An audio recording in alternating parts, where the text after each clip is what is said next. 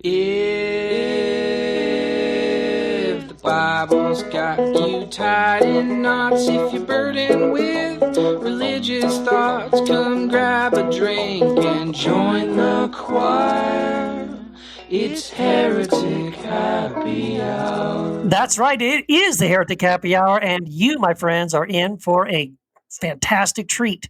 My name is Keith Giles. I am one of a plethora of hosts in the newly Heretic Happy Hour 2.0 podcast. We are in the middle of not in the middle of, I guess you were at the end of a series on the Sermon on the Mount. So this will wrap us up on the Sermon on the Mount series. I'm also joined by these other guys and gals around the circle here. So guys, introduce yourself, please. I'll go first. Hey, everyone, Katie Valentine, and I am super happy to keep on talking about Sermon on the Mount and speaking truth into power today. So I'll skip books and stuff for today and just pass on the mic. Cool. I am Derek Day. I'm an author, former pastor, full-time curmudgeon. Are you as much of a curmudgeon as you like to say? Come on, man. Don't try to rat me out. What's the most curmudgeonly thing you've done today, Derek? Today? I came perilously close to telling somebody to go fuck themselves. Well, see, everybody comes close to doing that, right? Well, you know what? It's like you're trying to maintain this facade of decency. Yeah. But it's tough. It's tough. I'm going to see what Jesus has to say about that in the Sermon on the Mount. That's right. Well, before we do that, can I introduce myself? I am Matt DiStefano, and I am going to introduce books that I have, or at least one. I have a book called Heretic. I want everyone to go buy it because I'm still super proud after 2 years of it being out that I wrote that book. And so I want everyone to go pick it up today, either on Kindle or audiobook if you don't like reading, or if you like to hold a book in your hand, go pick up a regular book. And it's out now on Choir. Yeah. Hey, and that book is awesome. It is. I'm serious. Good book. Thank you. It changed my life. Matter of fact, for the better, I hope. Say, It ruined my life. There's a good chance that I would not be here with you guys today without that book. All right. Whoa. Great endorsement. Damn. Man, You're welcome. You're welcome, listeners. Write that down. That's what an endorsement. Hey, and I'm not just clowning. That's no bullshit. I mean, for real. Well, I appreciate that. Awesome. That makes me feel all warm and fuzzy inside. Cool. See, Derek, you're not a curmudgeon. It's proof right there. Ah, damn it. Yeah. Yeah. Okay. All right. Well, we got to get to the next part. Derek, do we got a hotline to introduce today? Yeah, I think that we do actually have a hotline. And so if you are interested in reaching out to the Heretic Happy Hour crew, you can do so by exercising the dexterity of your index finger and dialing 240-343-7379. And with that being said, roll tape. Hey guys, my name is Jamie Gretzel. I was new listening to your podcast today. My husband's been a long-time fan, and he told me to check out the episode PSA. So I started doing that today, started listening in, and I wanted to give a concern. I've got lots of concerns about Christianity. I've been deconstructing it for years. I've grown up in it my whole life. But my concern was about your episode that I was listening to today. And what I felt was a sexualizing of Katie, and I thought it was really unfortunate. So as she's turned to as the scholar in the area of that you're addressing today, and I could be kind of joking about the word in and of itself, but when Derek commented to her that it sounded sexier when she said it, I thought it was a very unfortunate sexualizing of her and a woman using that word and how that sounded, as opposed to respecting her as the scholar in the moment, helping enlighten us to that topic and what it really means, rather than demeaning and pulling her down to sexualized in that moment. So I wanted to give my concern as you guys enter your 2.0 season, that you would do better and get better than that moment. There's a lot of growth needed, and that's an area for it. So, again, my name is Jamie, and the last name is Gratzel. Thanks for your time. Wow. Dang, Jamie, bringing it home, bringing Yeah. it home. So, also, I'll just speak from my experience. I kind of remember it. I didn't experience that in the moment, and I'm very attuned to gendered um, perceptions, comments, tones, unwritten, written. The ones that are obvious, and then the ones that are very subtle. So, I'm impressed that you picked up on it. Derek and I have known each other for a while, and so I think I probably experienced that in a really different way. But what I'm enjoying about your comment, actually, very much, is that sometimes intent and impact can be really different. And so the impact on me was really different than the impact that you picked up on. And of course, the other co-host and I talk a lot off air as we're preparing things, and it's cordial, respectful, snarky, all of the above. And so I appreciate just kind of highlighting the issue, because the issue is bigger than any one comment, and that's something that we just need to be bringing up in the world. So yeah, I appreciate it, and hopefully in other episodes you've been able to experience the camaraderie and the great respect that we do all have for each other. Yeah. Yeah. Okay. Now, I'm go ahead. gonna step in here because that was right up my alley, and I wish you guys could see the look of incredulity on my face right now. And here's the thing. First of all, I have the utmost respect for Katie Valentine. I absolutely adore her as a person. I respect and deeply defer to her scholarship. And one of the things that you need to know about me personally is that I am not a chauvinistic guy by any stretch of the imagination. And what I really want, and I appreciate, the defense of Katie. I really do. However, I want you to know that I understand where you're coming from, but I'm not going to temper who I am for the in deference to political correctness, and that's my 2 cents. And I think something important to remember is that us talking to each other is going to have one impact, like Katie said, and then what others hear is going to have a different impact. And so I think I understand both sides. Like, I have no doubt that Derek, that all of us have a lot of respect for Katie, and if something, and Katie can certainly speak for herself and stand on her own 2 feet, and if she felt something was amiss in anything that is said, would definitely clap back to us, and rightfully so.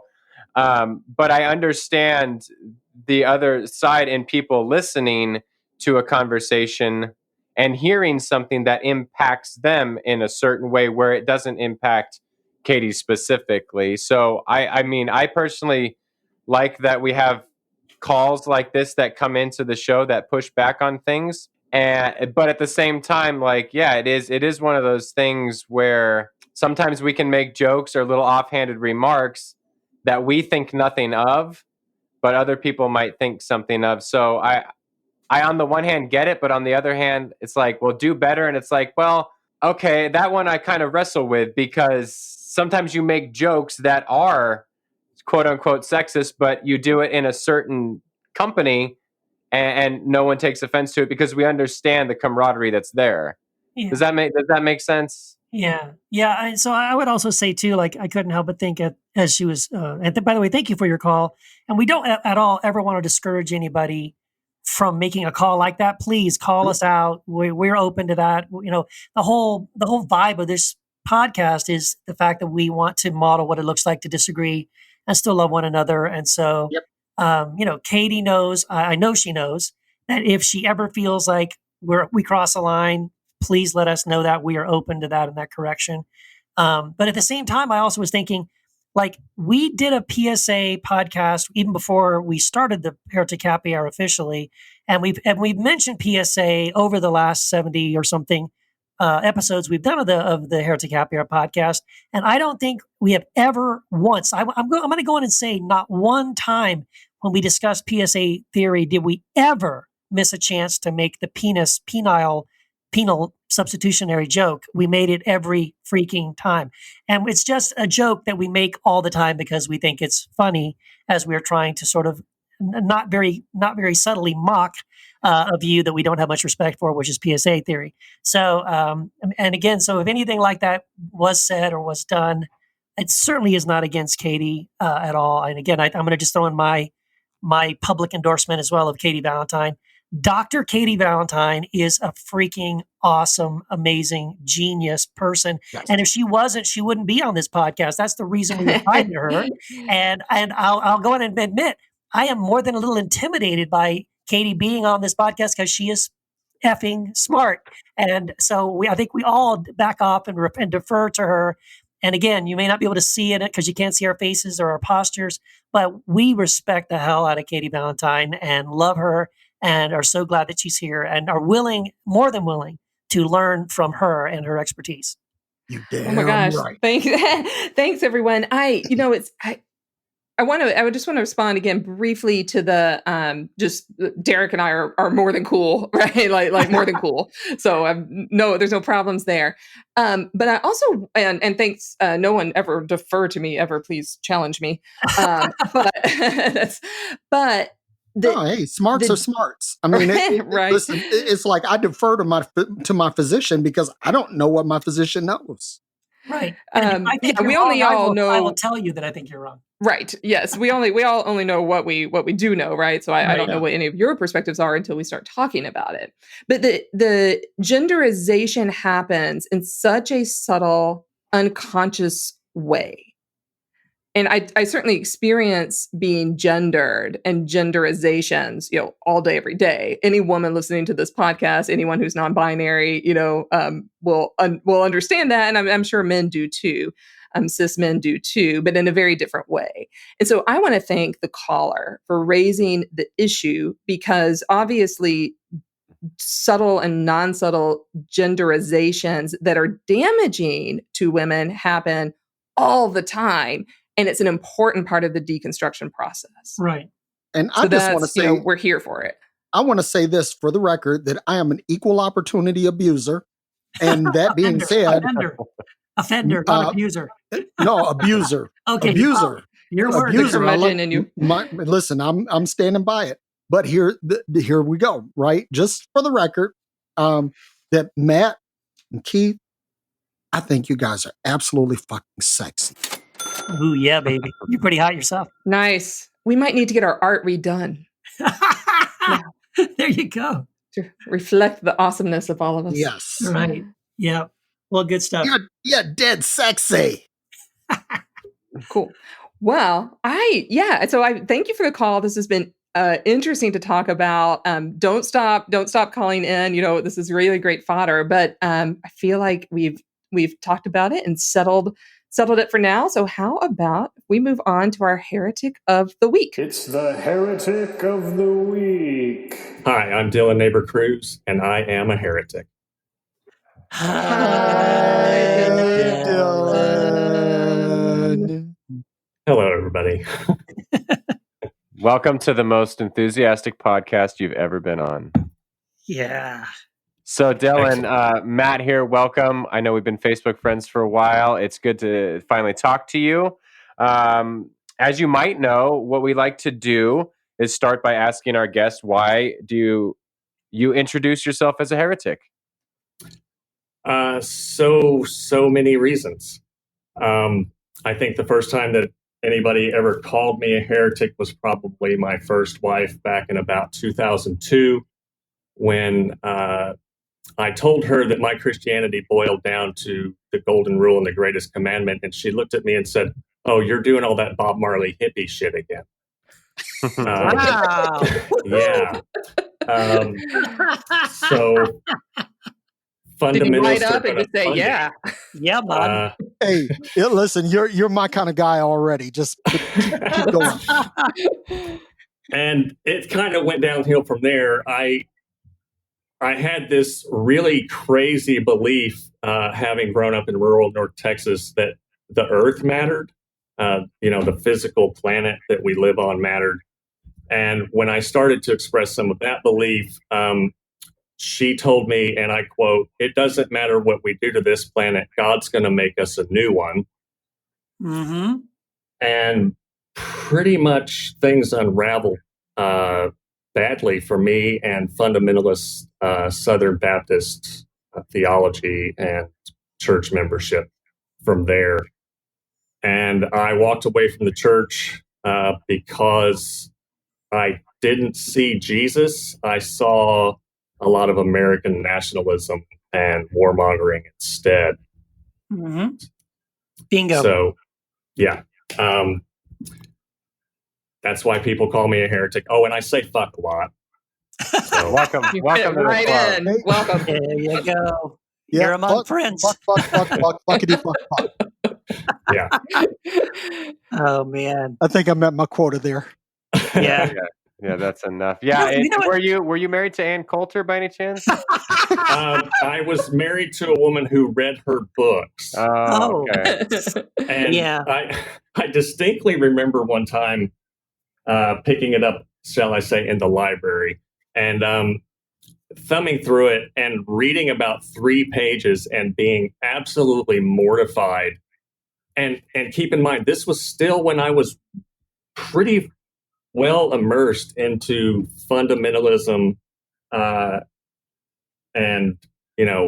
America, rah, rah, go team, go kind of the American civic Christianity. And oh my God, I read like 3 pages of one of Coulter's books and I was fucking horrified. Yeah. Well, that just means you have a pulse and a heart. That's right. Part of your Yeah. conversion away, and culture can be partly responsible for that.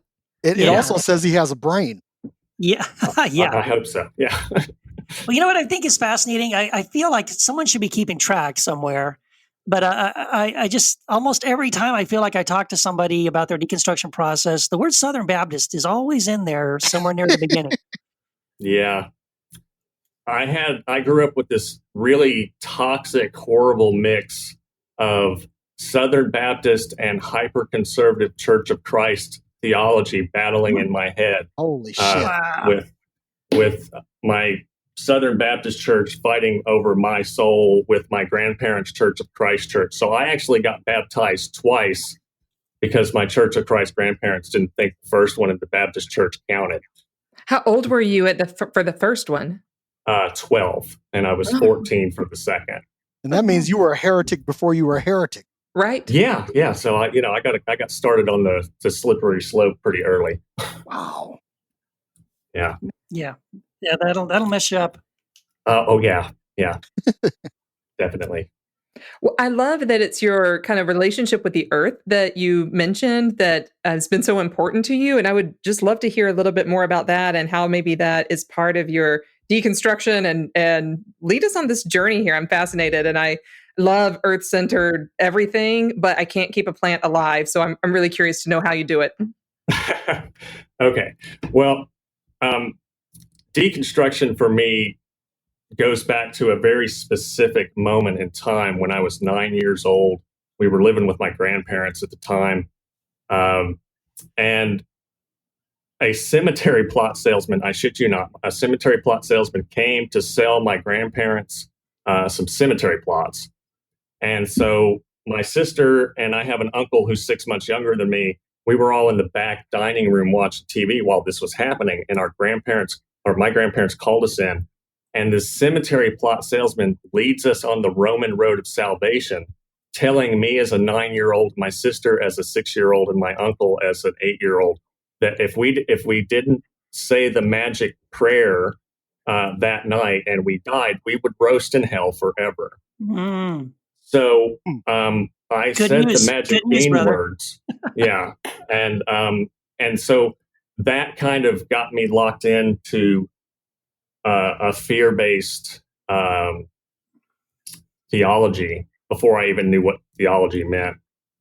And then I became a Southern Baptist at 12, and my grandparents' church, when I was going to see them in the summertime, was Church of Christ, 1 cup, 1 loaf, no Sunday school, all of that, no instrumental music because there's no instrumental music mentioned in the New Testament.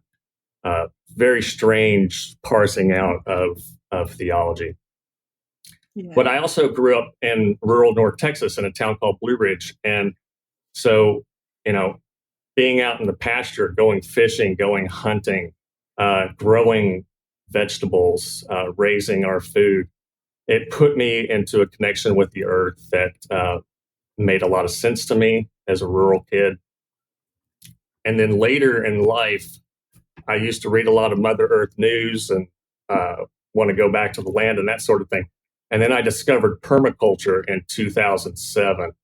And permaculture is a system of ecological design that seeks to create what permaculture's Toby Hemingway called cultivated ecosystems. And these cultivated ecosystems don't just support human life and human needs, but they foster all life. And that's why it's an ecosystem and not just a garden. Oh, wow. And one of the things that really created animosity between my ex and I was I got this tattoo. It's a Japanese kanji, and it says in Japanese, respect the earth.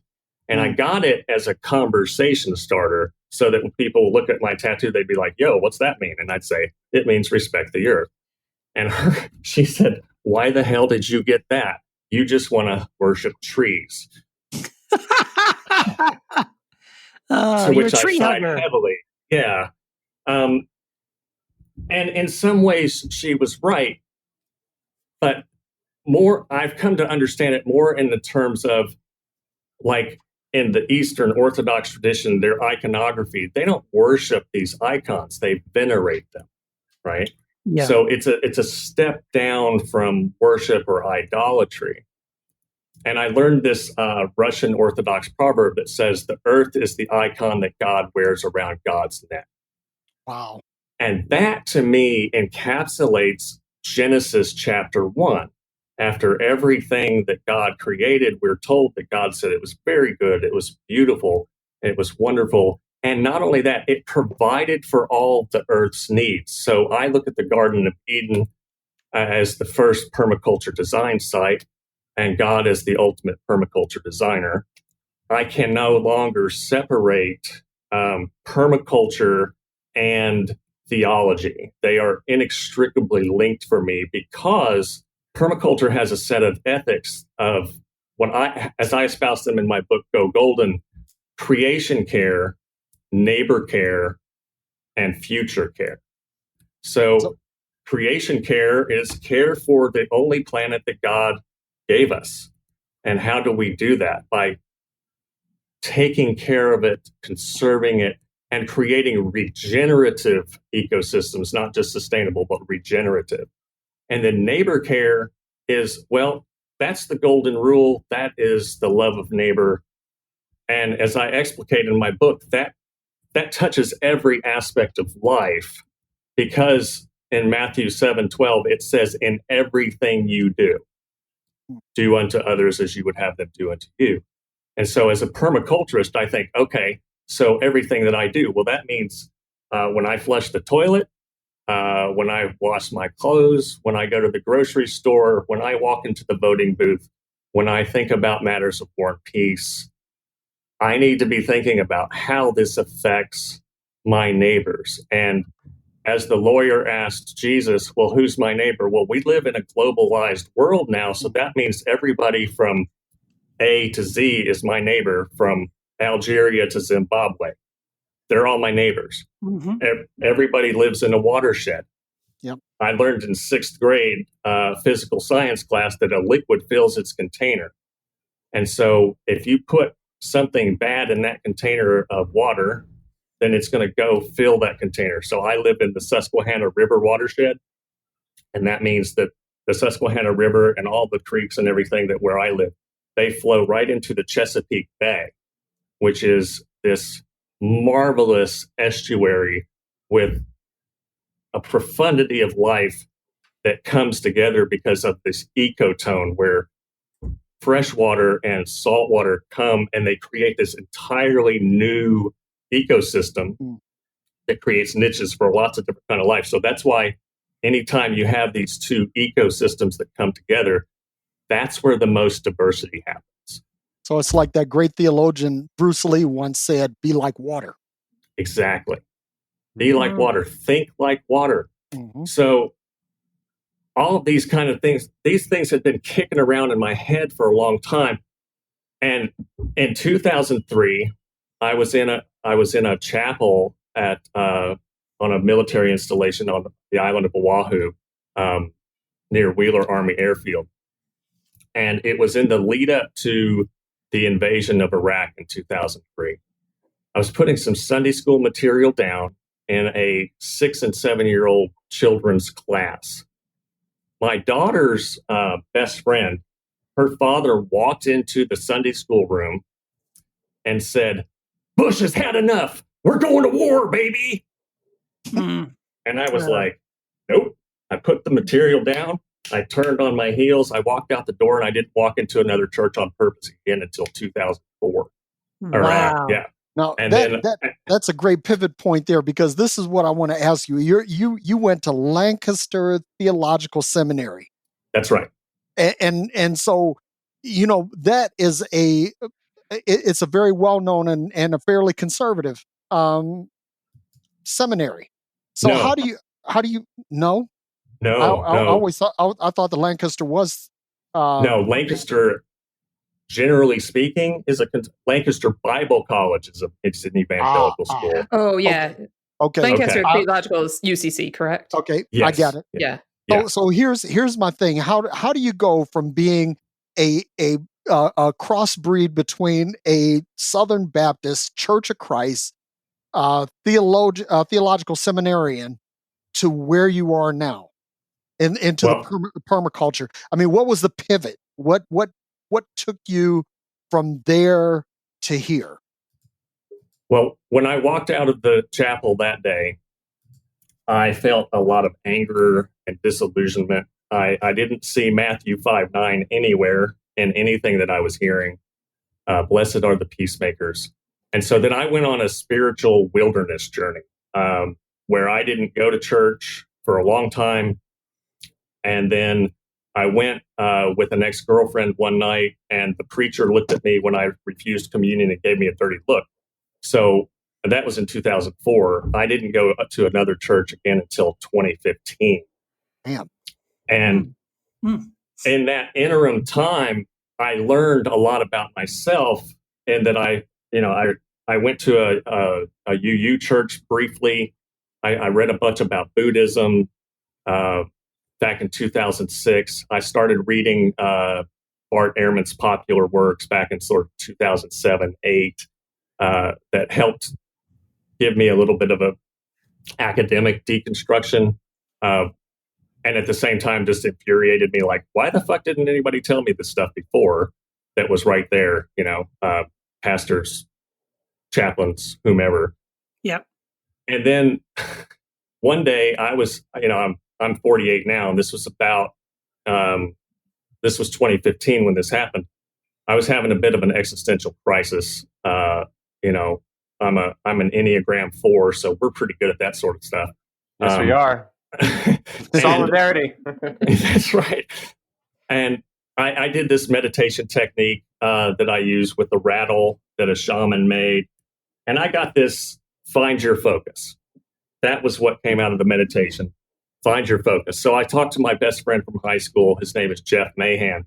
And it was funny because back when I was a fundamentalist, he wasn't going to church. And then I stopped going and he started going. And so I said, man, I don't know what I'm doing with my life. I'm 43, 44, whatever it was. And he said, just leave it with me, Dillon. I'll pray about it. I have the gift of discernment. And I was like, all right, my friend, you go to it. About 2 weeks later, he gets back to me and he says, you're supposed to tell Christian America about permaculture. And I went, dude, I'm not a Christian anymore. He goes, I don't know what to tell you, man. That's between you and God. I'm just telling you what God told me. I was like, all right. And I went for a walk with a friend of mine, and I told him about this. And he said, hey, did you ever think about going to seminary? And I said, yeah, back in 2009 when we jointly lived a block from the seminary. But, that kind of went by the wayside. And 15 minutes later, I met a graduate of Lancaster Theological Seminary. He handed me his card, said he wanted to talk to me. And before long, I was in the admissions office telling them all the reasons why I shouldn't go to school there. And then I found myself filling out an application and going to school, really finding that I thrived in that environment. And then I started going to church again. And one Sunday morning, I finally decided to go take communion. And it was the first time I'd taken communion since probably like 2002. I walked up, we did communion by intinction at that church. I took the piece of bread, I dipped it in the wine. I went back, and as soon as my butt hit the pew, I fucking lost it. I started bawling like a small child, and I can only attribute that to grace. I felt a grace in that moment that told me that God loved me and that I'm enough, that washed at least a surface layer of the PTSD and the trauma that I've experienced away, and all of the hurt and ridicule from adults when I was a child and from pastors who told me I was going to fry. I got touched in a way that I don't think I'd ever been touched in a fundamentalist church. Oh, I love it that it was the fruit of the earth that brought you that moment. Yeah. Right? The wheat and the grape juice. And I'm now in a tradition that celebrates communion every Sunday. And so like you're just speaking to my heart right now as well with that. And that connection for you with permaculture, that's just really profound. Well, one of the things that was really striking to me was that in the Church of Christ tradition that I went to, they have very closed communion. So if you weren't baptized in a Church of Christ, you can't take communion. And what Wisdom's Table does, the church that I'm a member of now, is they have open communion, and they say that you don't have to be a member of this or any other church. We've had Jewish people take communion. We've had Muslim people take communion. We've had atheists take communion. Yeah. I love And that. it is an open table. And I learned in my seminary class and my New Testament classes and biblical interpretation classes that that's how Jesus did it too. And I was like, why didn't anybody ever tell me this when I was, a kid? And there was this idea of, no, you can't do this in the Church of Christ. And there wasn't so much of that in the Southern Baptist Church, but communion was only like once a quarter. And it seemed like it wasn't even a thing. It wasn't really a big deal.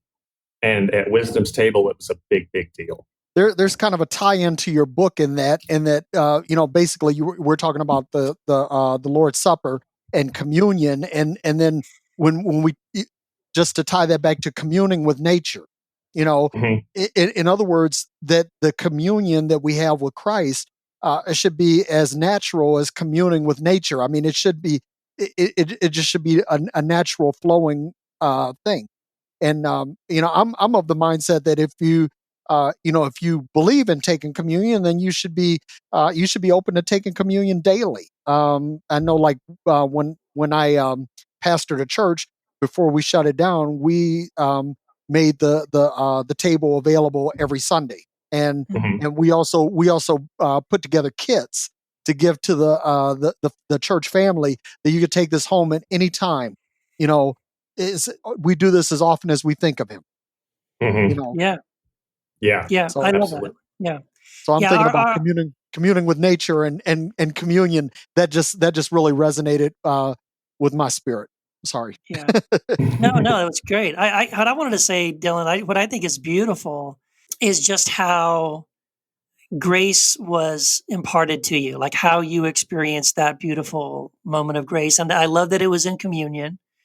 And I even love that it was in, a church setting, because I think so many people I talk to, I don't know. I think a lot of people I talk to that have deconstructed their faith, their moment of grace comes outside the church. It comes in spite of church. It comes in spite of those things. And I think it's just beautiful that, your testimony is such a great story, because I think it's just reminding us, all of us, even if we have deconstructed, even if we never want to enter a church ever again, that like God will meet us wherever we're at. He extends grace to us in whatever way we need it. And I just think it's beautiful that you had that beautiful experience and really experienced communion in a way you had never experienced it before. Like it wasn't just a cup and some bread, right? It was a spiritual experience that was unlike anything you'd had to that point. Yeah, absolutely. So, talk to us a little bit about this idea of the golden rule, and we're right in the middle of talking about the Sermon on the Mount. So, I can't wait to hear how you're tying this together with permaculture and love of neighbor, love of self. What does the golden rule mean to you? As I said, kind of in the beginning, I think it's really the hinge point that whole or sort of the keystone of the arch that is the Christian faith, because Jesus said that it's the summate, that one sentence is the entirety of the law and the prophets. And then if you look at Luke 10:25-37, the love of neighbor and love of God, that is just like it. But it's the in everything part.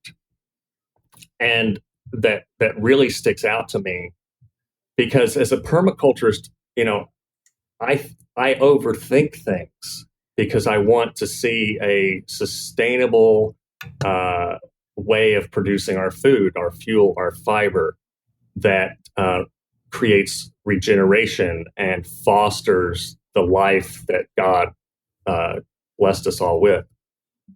So I think everything that I think about and do, and this is very aspirational. Aspirational is the key word here. I flounder at this all the time. And I think the entirety of the Sermon on the Mount really is aspirational too. There's a lot of scholarly debate about whether or not this is sort of a thing that we actually ever get to or not, but it's in the trying that I think is important. But if you parse out what our day-to-day life is like, and we think beyond our own self and our own sphere of influence, then the golden rule becomes important to think about in terms of how is my action here today, where I live in Lancaster County, affecting people that live down in Maryland at the mouth of the Chesapeake? Or how is what I'm doing in the voting booth affecting my neighbors in Palestine or Iraq or Afghanistan? I love the, from very local to very global perspective that you're bringing to this. So I can't wait to read the book. So Dillon, this has been great, but I know people are going to want to check you out further. So where can people get the book Go Golden, and where can people get in touch with you online? Okay, so in a very ironic twist, a book about biblical ethics is being sold on Amazon. Well, I'm right there with you. Sometimes, yeah. Yeah. So you can find it on Amazon. Just Google Dillon Naber Cruz, Go Golden, and it'll come right up. I also have a blog that I try to update once a week if I can, but I do work full time. I work, and I want to plug this because this is important. This is the neighbor care portion of what my permaculture work is now. I work for an organization called CASA of Lancaster County, and CASA stands for Court Appointed Special Advocates. And there are CASA programs around the country. There, I think, are 1,000 of them. And what CASAs and guardian ad litems, they are called in some other places, do is help to find stable, loving homes for kids that are in the foster care system, whether that's a reunification with biological parents or family members, or finding a forever home with an adoptive family. And so this is right here in my county. This is neighbor care in a nutshell. So that's one way that I do permaculture work here. And people, wherever they are across America, CASAs are always looking for, CASA programs are always looking for volunteers. So go do that. I'm also on a blog called tattooedtheologian.com. There's a dash between tattooed and theologian, and it'll say charis, the Greek word for grace, on the picture. That's how you know it's mine and not the Catholic theologian who also has a tattooed theologian blog. Oh, wow. Well, Good cool. stuff. Yeah, so we encourage everyone to do that. Check that out. Dillon, thank you so much for being our guest today. Yeah. Thank you, Dillon. I'm inspired to go take care of my plant window now. Thank you for having me. It's been a long time goal to be on here with Matt and Keith, and now Katie and Derek. Awesome. Well, thanks, man. Awesome. Love you, man. Thanks, Derek. Thanks, Dillon. God bless. Wow, Dillon, great conversation. Yeah, I mean, stuff. just I'm so excited about my plants now. Getting them alive again. I love dorking out on that stuff. I love the whole permaculture thing, and I love that Dillon. I haven't heard it done too often, tying in theology and ecology. I know there are people out there doing that, but I just like that I have a friend on Facebook who does that kind of stuff because I geek out on it too. So yeah, thanks Dillon for coming on the show. yeah, tying in all of the ologies into one nice little package. It's so wonderful. I've been. It's fun to revisit like Genesis 1 and some of all the scriptures that have to do with earth-based stuff. So thank you. Yeah, cool stuff. Yep.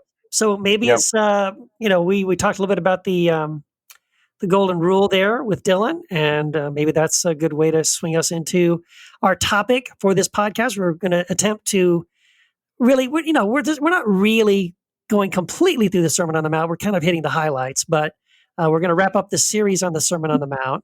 And I think in this episode, what we wanted to talk about was how Jesus kind of corrects or reframes some of the Ten Commandments, right? And if we can, maybe also talk about what he said about divorce, which I think is probably different than most people typically understand it. But yeah, so let's get into it, guys. Sermon on the Mount.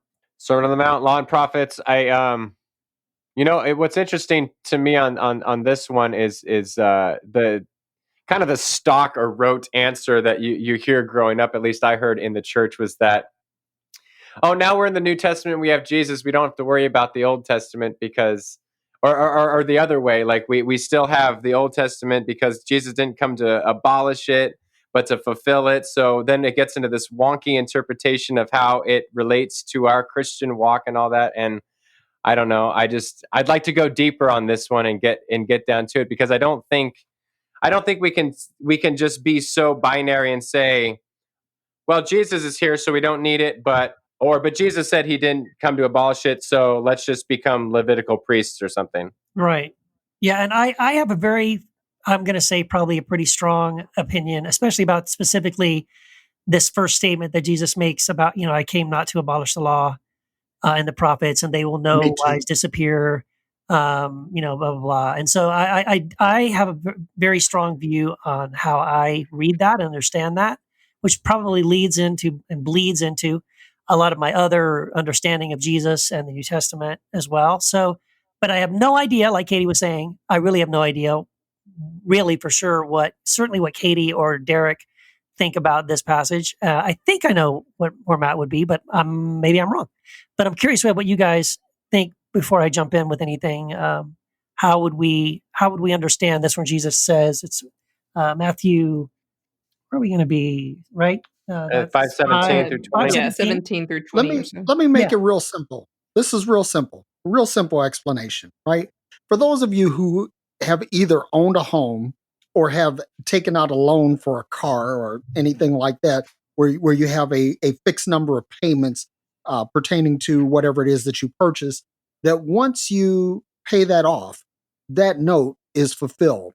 It's satisfied. It's not that it never existed, but it's been satisfied. Now, this is an interesting, I've had several homes in my lifetime, and I've refinanced several homes in my lifetime. And one of the interesting things that happens that when you go to refinance a house, you go to closing, and at closing, a check is cut for the remaining balance of your mortgage, of the original mortgage. At that point, that original debt is satisfied. Now, imagine if you're at the closing table and you have signed all the papers and they cut the check, and this check is going off to your original lender and it's going to pay off the loan, but somebody steps into the room and says, oh, by the way, Derek, you know that in addition to paying your old mortgage, or in addition to paying this new mortgage, this refinance mortgage at a better rate, it's a lower rate, it's a better covenant, so to speak. In addition to that, you have to fulfill the old contract as well. How many of you know that that is a prescription for fiscal bankruptcy? That means when someone is hitting you with the old debt in addition to the new debt, and you have to service both. Likewise, when people say that you have to uphold the law, even though Jesus came to usher in grace, what you're saying is that spiritually you have two notes or two debts to fulfill. And that is a recipe for spiritual bankruptcy. I'll be here all week. Wait. Okay, so you told the parable, Derek. I need the interpretation of the parable now. Yeah, break it down a little bit more. Break it down a little more. Like, well, it's really simple. If I go to refinance my home, then that means the first order of business is to settle the old debt. That means that debt, it doesn't mean that it never existed. It simply means that it no longer has any, it's no longer enforceable because it's satisfied. Yeah, because it's been fulfilled, right? So it's been fulfilled. So your point would be then, I think, if I'm following you, that the old covenant has been fulfilled, and therefore it doesn't need to be covered. Yeah, I mean, exactly. the way I understand it, that's pretty close to where I think I'm coming from. The way I look at it is, and it took me a while to notice it, but what happens in verse 18 is when Jesus says, "I tell you the truth, until heaven and earth disappear, not the smallest letter, not the least stroke of a pen will by any means disappear from the law until everything is accomplished." So for the longest time, I was told to understand that as, or paraphrase that as, well, okay, what Jesus just said there was that the old covenant, the law, would never, ever, ever be abolished because, well, look, he says, until heaven and earth disappear. I look out the window, heaven and earth is out there. Now, but what's missing? Interpretation of that. Yeah, hold on. Let me just point this out. This out because this is even simpler. Well, what most Christians missed, and what I missed most of my life, was that there are two until statements in that sentence. And most Christians are only trained to read one of them. So we only hear the first until. I tell you the truth, until heaven and earth disappear, not the smallest letter, not the least stroke of a pen will by any means disappear from the law. We think the sentence ends there, but then it doesn't end there. It keeps going. And then there's a second until everything is accomplished. So then, so there's two until statements. So it's not that the law will last until heaven and earth are abolished or fade away. It's that heaven and earth, the law will remain as long as heaven and earth is there until it's accomplished. And once it's fulfilled or accomplished, guess what? Done. Then it will fade away. Now there's one more angle, one more curveball I want to throw in there, and this is a nod to the preterists, right? The preterists believe that heaven and earth refers to it's a reference to the temple. That when that temple passed away, and since this is the heretic happy hour, I'm going full heretic. That basically this is the preterist view. Preterism is not heresy. Well, I mean, according to mainstream Christianity, people, yes, yeah. I mean, I'm completely on board with preterism, but I'm also completely on board with your point because you showed me something just now that I'd never seen. The second until, and so it's pretty. It was a massive thing in my life when I saw it, and then when I'm talking to Christians about this topic and that verse, I've actually literally told them there's two until statements, and they will read it a couple of times, and they only see one. It takes them a while to see that second. Dude, that was eye opening. I will admit I had to read it like a couple of times while you were talking, Keith, to see that as well. And I have not done my Greek homework today, but I'm taking a different viewpoint, which is, and this is part of my training, is that I'm really, really trained to screen myself for potential anti-Jewish or particular sort of readings that like separate old covenant, new covenant, and draw hard lines there. And for me, what this verse, particularly verse 17, really requires is that we understand what the law and the prophets are in a new way. And so the old way of kind of traditional Christianity is to understand the law and the prophets as legalistic, having to be fulfilled in a particular prescribed way. And I think the way I see this is that Jesus is really speaking into what the spirit of the law and the prophets are. He's speaking into what not a legalistic perspective, but how the Torah, how the prophets speak about a way of life, how they speak about the sort of a greater truth than can be even captured in an iota, than can be captured by a Greek letter on paper. And that Jesus doesn't, the word fulfill, I guess I did do a tiny bit of Greek homework here, but the word in Greek that we usually translate as fulfill can also be translated in the sense of completion. So Jesus comes to make our understanding of the Torah and the prophets more complete. And then we see that in all the reinterpretation of the Torah that follows in chapter 5. So I want to, my personal perspective is really shifting away from any kind of dichotomy between old and new and more towards the union of completion. So that's kind of my part of my training and part of my metaphysical stuff all coming into unity and union, which I enjoy. So how would, in your understanding, how would completion differ from accomplishment or fulfillment? Sometimes the fulfillment, I don't know that it differs so much in my interpretation, but sometimes fulfillment has this, like we said, we can get away, we can do away with the old. But when Jesus doesn't do away with the old, Jesus reinterprets the old. Okay. Because I would say he does do away with the old. So that's. I think he does away with it too, and because he goes on in multiple other passages where he says, "You heard it said, but I say."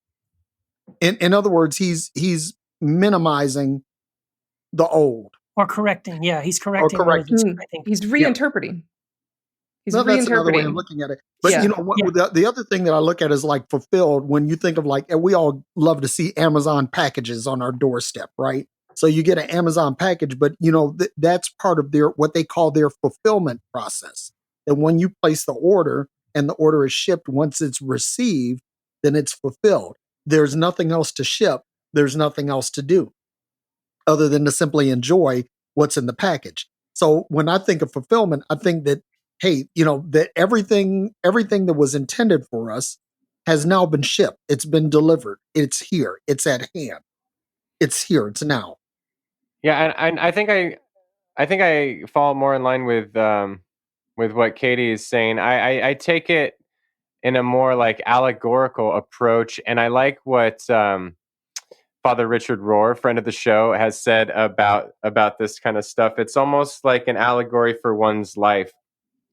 We start with some prohibitions in Torah, and we start as youngsters with a very, childish way of approaching it. A very do not do this, do not do that. And as we go throughout our adolescence and teenage and young adult life, we get more into the prophetic tradition. We get more questioning. We get more reinterpreting. We get less literalism and more creative, kind of rabbinic stuff. And then we get the fulfillment and we have the aha moment. But when we have the aha moment, and that's the gospel, I don't think we look back at our more literal approach and say, oh, just get rid of all that shit. And we tend to put it in a dichotomy, and I don't like that. I like looking back on our history and saying, well, that's where we came from, a very literalistic approach of every jot and tittle of the law needs to be the letter of the law, rather than, well, let's look at it. The spirit of the law was there, and the goal was peace. The goal was, how do we live with each other in a positive way? And sure, we can take it out of context and become legalistic. We can beat people over the head with the law. But I don't know if that was ever the goal of a spirit-led interpretation of the law, which I think Jesus was well within his Jewish right to have that approach. And so I don't know if I would want to just say, oh, it just came to say, oh, the law doesn't matter anymore, because it's where we start. Yeah, I think here's where I would like for us to, or at least I'm curious about how we would each respond to this. The idea, so I'm tracking with what everybody's saying, and I'm not even disagreeing, in a hard way with a lot of the nuances and spin that we're putting on the different ways we're seeing this. But I'm curious then what we mean in literal practice of like, okay, right now then, am I supposed to keep the Sabbath? Do I need to keep the law? And then, and so, or if I've, or is it something where then I would say, well, look, Jesus sort of reframes it and simplifies it in more of a way of saying, look, all of these things are summarized in this: love God with all your heart, soul, mind, and strength. Love your neighbor as yourself. And in doing these things, you will keep the law. And so, in other words, am I keeping these specific laws in a very rigid way now, where I'm expected to keep these laws, like I'm a Seventh-day Adventist, or I'm a Jewish person, observing the Sabbath or whatever like that? Or is it like, no, I don't need to do those things, but I will still fulfill them in spirit if I will truly seek to love God and love others in my actual life? Well, I think it's almost like this, if I can use an analogy. Like, do you need to literally drive 30 miles an hour if the speed limit says 30 miles an hour? Well, no, the spirit of that is being safe. You wouldn't want to go 30 miles an hour if there's a bunch of children in the road or if it's snowing. But if you go 32 miles an hour and no one's on the road, it's fine. The goal of it is to be safe. Mm-hmm. So in the same way, like the 10 Commandments, you don't need a list of 10 commands if you love God and love your neighbor, because when you love someone, you won't murder them or you won't desire their shit Right. and try to steal their bike. Yeah. So you don't necessarily, but you start with prohibitions because, as Gerard points out, this is where we need to start. Right. Because and they in and of themselves inflame our desire to do things, which is typical human psychology. When you tell me not to do something, I have this almost like inflamed desire to do that very thing that you tell me not to do. Yeah. But the goal of it is to get me to not do it, even though it cannot satisfy in the fullest way. Yeah, And so I think that's why Jesus flips the whole thing when he goes from do not, thou shalt not, thou shalt not, thou shalt not. He goes to thou shalls, because he puts a positive on it rather than a negative. Right. Yeah, I'm thinking that the prohibitions are basically to show how ridiculous the law is. That there is absolutely no way that you can keep this. There's absolutely no way that you can fulfill this. And so, because of that, Jesus is like, hey, here, look, let me show you how impossible your task really is, so that I can show you a better way. Because the first thing that he's doing is he's throwing out all the prohibitions. Basically, he's reintroducing the law on steroids, and telling you that there's no way you can uphold this. There's no way you can fulfill this, but I'm going to show you a better way. And I think that's what my interpretation of what Jesus is doing is. Yeah, I'm kind of disagreeing with that. I don't think it's hard to keep the 10 Commandments. I mean, like, it's hard on a human level because, I get jealous and Well, no, just the 10 is the tip of the iceberg. We're not talking about just the tip. We're talking about the whole thing. Right. Because, and so this is where I'm talking about, I think we're misunderstanding what law and prophets are. We're saying that they're only legalistic. Jesus is in a stream like Micah, who says, there's some spirit and some oomph to these. I'm going to give you my take. But it's the sort of ballsiness of Jesus to reinterpret these in a kind of public way that we have recorded here. That also, I love it because now I'm like, oh, we're still continue to reinterpret as well. Yeah, right?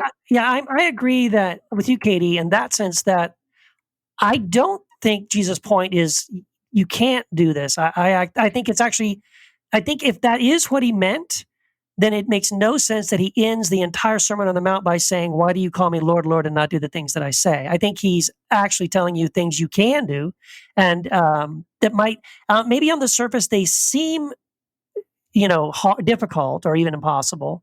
But I think Jesus' point is, no, I'm going to show you how to do it, right? Like, there's a sort of mimetic thing going on where it's like, look, follow me and I'll show you how you can do these things. Like you actually can, if you do love God and you do love your neighbor as yourself, you will do these things. So I don't know that I would agree that he's saying you can't. Jesus. You fast forward, and Jesus heals on the Sabbath. They gathered Yes. corn on the Sabbath. Yeah. So it's like he's basically he's violating the very law that he seems to be reinforcing. And he's violating a particular interpretation of that law. And like others in Jesus' day would have also agreed with Jesus and be like, of course you can heal on the Sabbath. Like that's a reinterpretation of those letters of the law. That was a point of disagreement for the legal scholars. Sure. Oh yeah. So they're debating it, and Jesus is part of the debate. Yeah. So doesn't this? I mean, it all comes down the Torah, the law, the prophets. It all comes down to hermeneutics, right? It's hermeneutics, but I think that there's also what the hermeneutic is important because that determines the exegesis, right? So if you're using one hermeneutic, your exegesis is going to come out. Something else is coming out on the other side. Yeah, I mean, and again, maybe I'm going to just say up front, I could be wrong. I've been wrong before, but at the moment, only once. Yeah, well, no, more than once. Okay. But like what I've been wrong a lot. Yeah. So I think I have. But like I'll admit I do have a certain bias or a certain filter with which I look at Jesus' statement here about how the law will not disappear until it's been accomplished. But even in that same sentence or that same statement above that, he says, I have not come to abolish them. I've come to fulfill them, and they won't disappear until I fulfill them, or they are fulfilled. And at the end of his ministry, he says, it is fulfilled. It is finished. And I feel like there's a consistency, even in the writings of Paul, Galatians especially, about how Christ is the end of the law, and how in Hebrews, of course, we don't know who wrote Hebrews, but the author of Hebrews actually says that the old covenant is obsolete. Paul says several times that the law is fading away and disappearing and vanishing, and it's being replaced by a better covenant. So I do feel like that Paul takes what Jesus is saying here, and is wanting to emphasize that Jesus did fulfill these things, and that because he fulfilled them, we are now under this new covenant. And which is a different thing. It's not the same thing, right? It's not the old covenant with a cross on it. Yep, I can't quite. So I used to be there, and I'm not there anymore. And I don't saying it is finished from John. I don't know. That doesn't help me understand the Sermon on the Mount particularly. So I do think that Paul is in a stream of talking about new covenant, but Paul is writing Galatians way before the Gospel of Matthew is being written down as well. So I think we can see a couple of streams in early Christianity, and I don't feel the need to unify them. There doesn't have to be one answer. There's a couple of different ways the early Christians were understanding their relationship to Judaism. So we know in the 2nd, 3rd century, there were Christian bishops who were writing to congregations and saying, you have to stop going to synagogue on Saturday and to church on Sunday. Mm-hmm. So there were early Christians who were understanding themselves as bridging Judaism and Christianity. So this is a slow split. Right. Now, can I just say something or ask you what you think about it? Because you're right. I did quote John to cap off the Jesus saying he fulfilled it. But when Jesus says in verse 17, do not think I have come to abolish the law or the prophets. I have not come to abolish them, but to fulfill them. And then the next statement is that they won't disappear until they are fulfilled. Do you think he didn't fulfill them? I think we are fulfilling them. Okay. So then if they're fulfilled, Jesus is alive. Yeah. Jesus is alive. In my theology, right? Jesus is here. Jesus is present. They are always being fulfilled throughout the work of the people of God. And I hope they've not been fulfilled because the world's a holy mess. So are we still working on fulfilling the law? I mean, are we still beholden to the law at some level? Beholden, I'm not legalistic, so I think it's always being completed. Like we're always reinterpreting it. So just like Jesus reinterprets it here, I feel like I'm always being called to reinterpret it as well. So is it like the idea? Sorry, Matt, but just wanted to ask these questions real quick. If it is, I just want to make sure I understand what Katie's saying. So is it what you're saying is that the fulfillment is an ongoing fulfillment that's been going on since Jesus, and anytime we love our enemy, bless those who curse us, turn the other cheek, etc., do the things that Jesus says to do in the Sermon on the Mount, we are continuing to fulfill. Well, yeah, I think we're continuing to fulfill, and that Jesus is also continuing to fulfill. Like that, whenever it was written down, "Do not murder," I think that's a really good law. I think that's one that I want to live by, right? Like, do not murder. I don't think Jesus abolishes that. I hope not. That would suck. I would say that if you love, you won't destroy. Yeah, well, and like one of the things I think we see in the Ten Commandments. So here's the 25-cent word for the day. They're apodictic laws, and those are very rare, and so they are absolutes. Don't do this without consequences. And what we see in the rest of Exodus, Leviticus, Numbers, is that we see the consequences. Okay, but if you do murder, this is what's going to happen. Did they get all of that completely right? No, they're Iron Age people who are writing out laws that fit with their norms, their morals, that have things, have stratifications in their society that I think are wrong. And so we now continue to fulfill that in different ways. How do we understand do not murder? Jesus gives us one way. Yeah, that's interesting. Yeah. And can I just, I don't know if I'm being obtuse, and I apologize if I am. Unless we're Jewish, would any Jews care the Jews didn't really care if Gentiles were fulfilling the law or not, or doing anything with the law, and the law was not for non-Jewish people. Right. Yeah. So, I don't mean to sound crass, but I'm no longer even self-identifying as a Christian, and I'm not Jewish. So why the fuck should I even care what these laws are? And if you're Jewish, please do your thing. But I'm just not, and I'm not even really a Christian anymore. For me, I find Buddhism more practical. So, yeah. I'm right there with you. In my opinion, this is, and I could go into a really deep thing on this. I'm not going to go on to that tangent, but I really believe that there was a human component to the law, not a divine one, and that when we try to make divine what is actually natural, human, carnal, whatever you want to call it, that's when it goes off the rails. So Jesus is basically saying, you had all this law, and I'm here to tell you that it's all bullshit. That's where I am. Well, maybe we could talk about some of the individual applications. Yeah, please. Yes. We see, because let's bring it home, because I'm not seeing it. Bring us home, Katie. Come on. It's all good. We're not going to agree on everything, and I'm cool. No, that's not the point. Yeah. I'm just struggling in a good way. So let's go right into verse 21.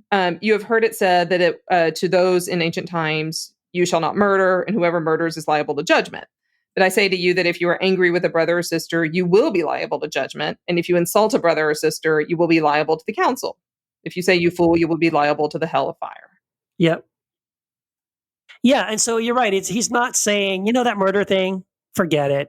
You don't have to keep that murder thing. But you're right. He's saying, look, he goes even deeper than this to... Right. He's adding more to it. Yeah, before you even get to murder, it's going to begin with you having this contempt for your brother or your sister. And that's where it begins. And that's what you need to be worried about and concerned about. These motives. It's a heart issue. Yeah, yeah. Yeah, but I take it back even further, back to Cain and Abel, the first homicide. Okay? So in that particular case, Cain kills Abel, and what does God do? God extends grace to him, puts a mark on him so that he's not killed, right? Mind you, you go to is it Numbers chapter 6, Numbers chapter 16. I don't remember exactly where it is, but some poor slob is picking up sticks on a Sabbath, and he gets killed. He gets stoned to death. So the thing is that but what I'm saying is here Cain kills Abel. If God wanted to hit Control-Alt-Delete on this guy, that was the moment. Yeah. If there was a moment where God's judgment, his righteous judgment, should kick in, that's the moment. That's the first homicide. Yeah. And in the first homicide, we don't see law, we see grace. Yeah, we don't even see wrath. We don't even see the wrath of God. Nothing. No wrath. Nothing. Yeah. Okay, but that's part of the Torah. That's part of the law. So that, to me, this is the brilliance. This is the absolute brilliance. of the Hebrew Bible in general. The Hebrew Bible says people fuck it up, and sometimes people get it right, and we're going to include all of that. We're going to include it all. We're going to include the whole human experience, what we get right, what we get wrong, and we're going to keep on trudging down this pathway until we get it more right. And we're always trying to get it more right. Right. True. Yeah. Yeah. So for me, that Cain and Abel story is part of the Torah, part of the beauty and horror. And so is the reconciliation of Esau and Jacob, and so is Joseph forgiving all of his brothers. There's gospel all throughout the Torah. I mean, there is all that good stuff. I get that. I'm not dismissing that. Although I'm not a Bible literalist. So but the point is, I see the gospel in those instances. However, when I look at the law, basically what I look at is a system that was put in place for the express purpose of manipulation and control. And I think what are you defining as the law in terms of like what in the Old Testament? Basically, I'm talking about the Mosaic Law, the Decalogue, plus the other 603. Okay. So that's what I'm talking about specifically. Yeah, like stoning your children if they disobey you, or somebody, or wearing mixed thread fabrics, or eating meat with cheese. It's like literally, a cheeseburger would get you stoned. That's right, buddy. Oh, not until the Talmud. Instead of eating the cheeseburger after you're stoned. So some of the legalism that we are, I believe, speaking about is actually doesn't come about until the splits between Christianity and Judaism. Judaism begins to define itself against a system that was rejecting it. And that's when we get some of those laws like not mixing, meat and cheese. That comes from a little bit later in the Talmud. So sometimes I think we reinsert sort of some of the legalism that's actually later than the New Testament back into the Old Testament. But I understand the Torah as Genesis, Exodus, Leviticus, Numbers, Deuteronomy, not as a legalistic system, but as a systemic whole that speaks about a system of grace, a system of failure, a system of understanding who we are in response to God. So I think we're working with very different definitions of what the law is. But the law was a legal code. It was a legal framework for basically policing and controlling, for better or worse. Not control is always necessarily a bad thing if control is preventing people from murder, because that's bad.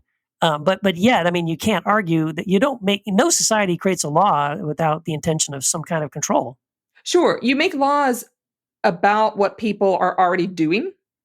You very rarely make laws about what a perceived threat. Yeah.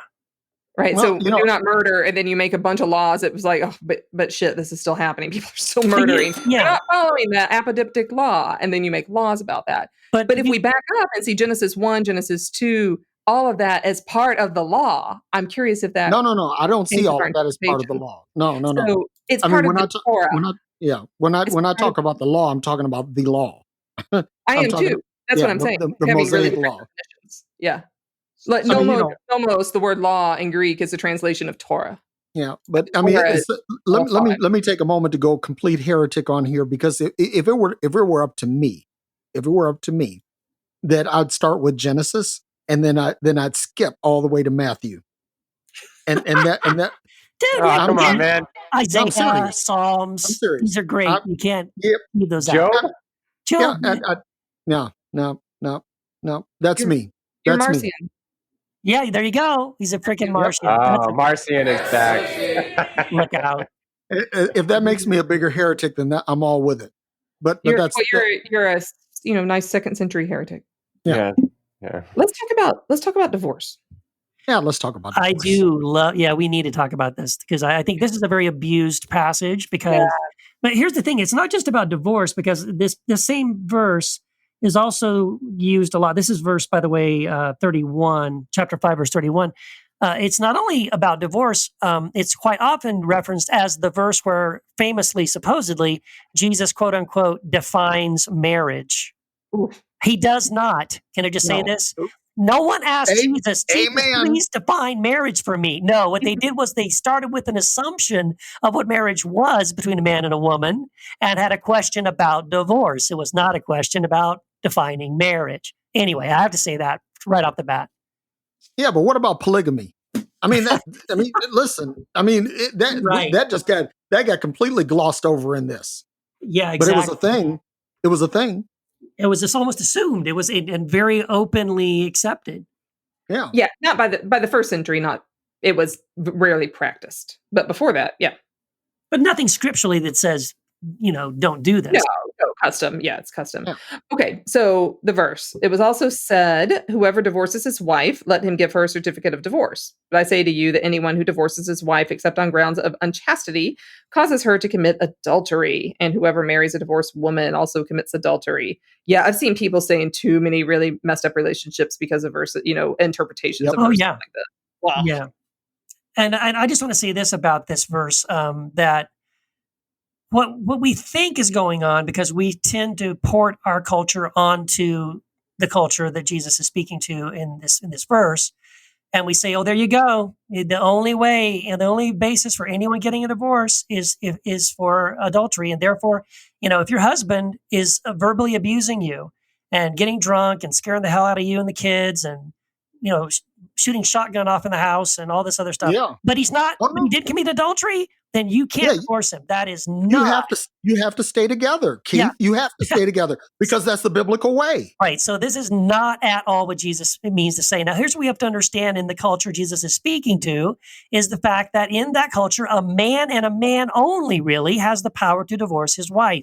And it's something he used as a way to oppress the woman, because the women had really no place in that culture. And so the man at will could just say, you know what, I'm done with you. I divorce you. I'm going to go get a younger, hotter model. And that woman, especially if she was older, right, she's probably not going to get remarried because now she's sort of considered unclean. She can't really, provide. Quite often she's left with the kids if there's any small children.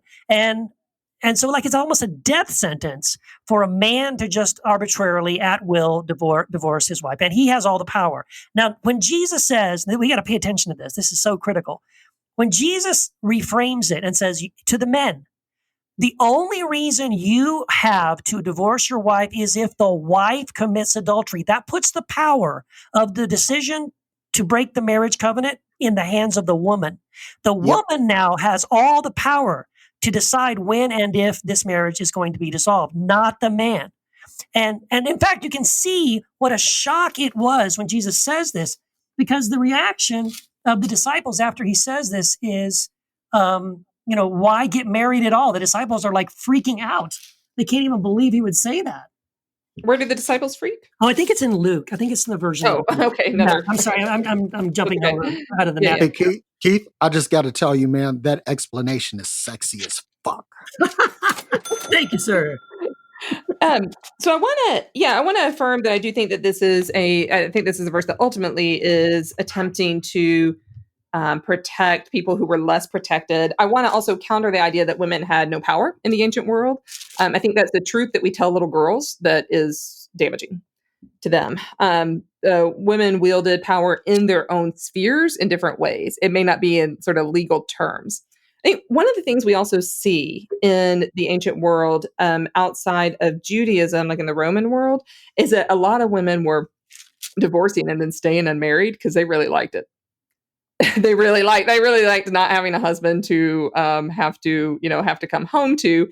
And there's a sort of sexual libertine thing that's happening among upper class Roman women who are choosing to remain divorced or remain widowed as well. And so there's a lot of mixture, I think, of things that are happening here.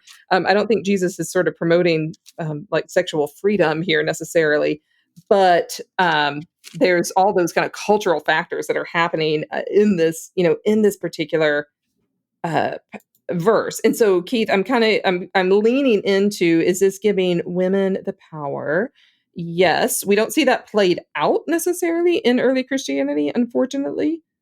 So I'm curious, it never really kind of lifts off the ground if that's the case. Well, there's another case too where it looks like he's stripping away power, because it says that whosoever shall put away his wife, saving for the cause of fornication, causeth her to commit adultery. And now here's the thing, right? There's never any mention of the husband committing adultery. Now it says that if anybody should marry her that is divorced, commits adultery. So if by that same standard, wouldn't the husband be committing adultery with an adulterous wife? Yeah, there's still some patriarchy here. Yeah. Well, I Yep. think that's in general what Jesus is trying to come against is this patriarchal system that keeps women at the bottom with the less power. And I believe he's empowering women by giving them this corrected teaching. I would also like it though, like as Derek alluded to, if there was also a verse in there about causing whenever you give a certificate of divorce to your wife, you're actually also committing adultery too. So I found it actually. It's later on in Matthew. In Matthew 19 is the when he goes into the thing about the divorce in more detail. When he says, I tell you that anyone who divorces his wife except for marital unfaithfulness and marries another woman commits adultery. And so in that case, he says, anyone who divorces his wife except for marital unfaithfulness and marries another woman commits adultery. Now there, the man is the one committing adultery. Oh, nice. And then the disciples' response is this. If this is the situation between a husband and a wife, it's better not to marry. Like they're like, well, wait a minute, Jesus. If a man no longer has the ability to divorce a woman at will anymore, and it's only on this case of divorce, and now you're putting the power back in the woman's hand, why bother to get married at all? Like they don't even understand why would a man want to get married if you can't just do that? And their reaction to me is very telling of like what a radical statement this was in their minds of like, what are you talking about, Jesus? And right after that is that verse about eunuchs that's, off debated. Oh, I love that. I love that verse. Yes. Yeah. Yeah. I think this is one of those things where if it was in today's culture, it'd be something different would be said. This is one of those verses passages that I typically don't like. I just like this doesn't apply to us in any sort of practical way for me. Like I love the Sermon on the Mount. It's very practical in a lot of ways, but this is one where it's like going back to our point at the start. It's like, to me, like I'm not condoning committing adultery at all, but there are far worse things that could go on in a marriage that people can then use this type of passage to abuse someone for years and years, sexually, physically, emotionally, financially. I mean, in so many ways that I don't know. I bet if Jesus was around now, and I know Katie, he's still alive and all that, but all that. But in my theology, I'm fine with that too. But yes, I know. But if he was like literally here in the same way you and I were here, I think he would say it differently. But I'm just guessing. I had more to say on it because this is a different context we're in, and this is sometimes those passages that are abused and used to abuse, I just cringe at, and I'm like, just cut that out. Yeah, see, now what I would say is like, to Katie's point, I would say Christ is here today because I have the mind of Christ and we have the mind of Christ. We are the incarnation of Christ. And therefore, the Christ in me can look at what's going on with situations today. And I believe I can, in the same way Christ would look at it and say, that's messed up and, this isn't good.